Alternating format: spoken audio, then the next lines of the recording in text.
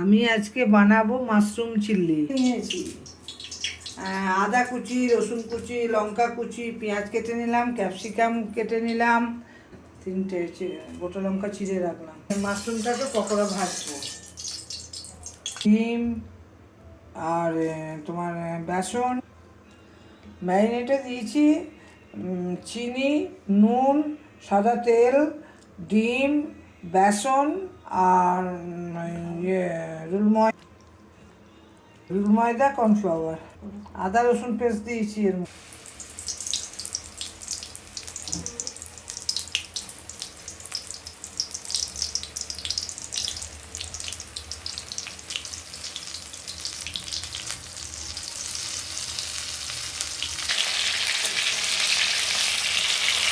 পকোড়াটা ভাজছি, পকোড়া রেডি। এবার ওটা তৈরি করতে যাচ্ছি, মাশরুম চিল্লি। আর রসুন দিলাম, দিলাম, এরপরে একটু নাড়াচাড়া করে নেবো। তারপর পেঁয়াজ আর ক্যাপসিকাম ভাজবো। ক্যাপসিকামটাকে ভাজবো দিলাম। ক্যাপসিকামটা একটু নরম হবে তখন পেঁয়াজটা দেবো। ক্যাপসিকামটার মধ্যে একটু নুন দিলাম, তাহলে নাড়াচাড়া করে নরম হবে একটু। ওকে তানু, পেঁয়াজটা দিলাম,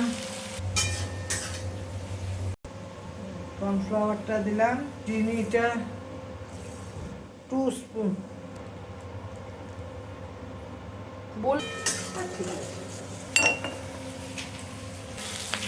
ভাজা ভাজা হয়ে এসছে পেঁয়াজ, ক্যাপসিকাম।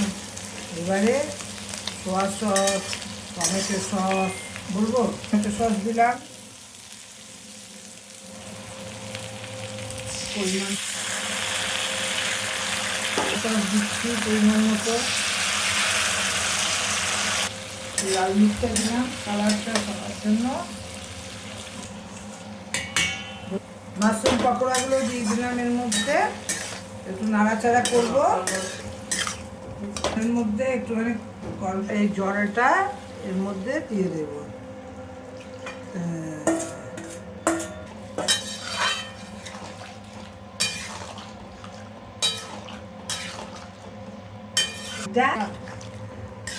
এবারে একটু ফুটবে তখন, এবার যখন ফুটবে গ্রেভিটা যখন একটু,